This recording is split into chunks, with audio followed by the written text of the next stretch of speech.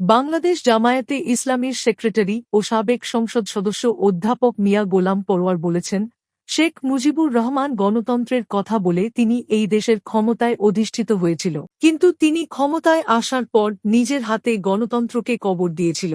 শনিবার ২৩ নভেম্বর দুপুরে বাংলাদেশ জামায়াতে ইসলামী মানিকগঞ্জ জেলা শাখার উদ্যোগে আয়োজিত কর্মী সম্মেলনে প্রধান অতিথির বক্তব্যে তিনি একথা বলেন।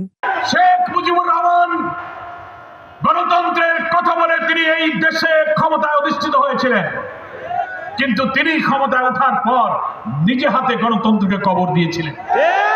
মানিকগঞ্জের বিজয় মেলার মাঠে এই কর্মী সম্মেলন অনুষ্ঠিত হয়। তিনি বলেন, শেখ মুজিবুর রহমান দেশের সকল রাজনৈতিক দল নিষিদ্ধ করে বাকশাল গঠন করেছিল, সমস্ত খবরের কাগজ বন্ধ করে মাত্র ৪টি খবরের কাগজ চালু রেখেছিল। মনে আছে আপনাদের, যারা ওই সময় রাজনীতি করেছেন, রাজনীতি সচেতন, এত গণতন্ত্র এত বৈষম্যের কথা বলে আমরা ৭১ সালে দেশ স্বাধীন করলাম, উনি এসে একাই কর্তৃত্বশালী একটি ডিক্টেটোরিয়াল গভর্নমেন্ট তিনি কায়েম করলেন এবং সমস্ত রাজনৈতিক দল নিষিদ্ধ করলেন। উনার পছন্দের একটি দল থাকলো, তার নাম হলো বাকশাল। বাংলাদেশের গণতান্ত্রিক সংবিধানে সকল রাজনৈতিক দল বন্ধ করে একটি দল রাখা, এটা কি গণতন্ত্র? আজকে যারা আওয়ামী লীগের লোকেরা গণতন্ত্রের গান বলেন, গণতন্ত্রের মানসকন্যা বলেন, জবাব দেন। গণতন্ত্রকে সকল পলিটিক্যাল রাইটকে, আমার right two politics, right two press, freedom of voice, right two human rights সব আপনারা ধ্বংস করেছেন। তিনি আরও বলেন, আমি একজন এমপি ছিলাম, আমি একজন সংসদ সদস্য হয়েও আমি আমার নিজের ভোটটা পর্যন্ত দিতে পারিনি। অথচ ফ্যাসিবাদের মাস্টারমাইন্ড শেখ হাসিনা বলেন উনি নাকি বাংলাদেশের গণতন্ত্র প্রতিষ্ঠা করেছেন। আওয়ামী লীগের মুখে গণতন্ত্রের কথা শোভা পায় না। সংবিধান মানুষকে যে অধিকার দিয়েছে, বাংলাদেশের নাগরিক অধিকার, রাজনৈতিক অধিকার, ভোটাধিকার আমরা প্রয়োগ করতে পারিনি। 14, 18, 24 সালে 3টা জাতীয় নির্বাচনে বাংলাদেশের মানুষ আমরা ভোট দিতে পারিনি। ভোট দিতে রওনা হয়েছেন আপনারা, প্রতিমধ্যে আওয়ামী লীগ, যুবলীগ, ছাত্রলীগ আর পুলিশ লীগ বাধা দিয়ে বলেছে ভোট হয়ে গেছে, বাড়ি চলে যান। আপনারা কি ভোট দিতে পেরেছেন?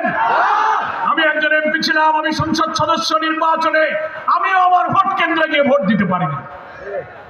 অথচ ফ্যাসিবাদের মাস্টার মাইন্ড শেখ হাসিনা বলেন উনি নাকি বাংলাদেশে গণতন্ত্র প্রতিষ্ঠা করেছেন, গণতন্ত্রের জন্য না জীবন দিয়েছেন। আওয়ামী লীগের মুখে গণতন্ত্র মানায় না, ফলে আওয়ামী লীগের মুখে গণতন্ত্রের কথা শোভা পায় না। এই গণতন্ত্রের দুশ্মন বিদেশে গেলেও ষড়যন্ত্র তার থেমে থাকেনি, ওখানে বসেই সে ষড়যন্ত্র শুরু করেছে। এই খবর কি আপনারা রাখেন? বিপ্লবের পর পর তিনি পাল্টা বিপ্লবের জন্য চক্রান্ত করলেন, সেটা দেশপ্রেমিক সেনাবাহিনী ব্যর্থ করে দিল।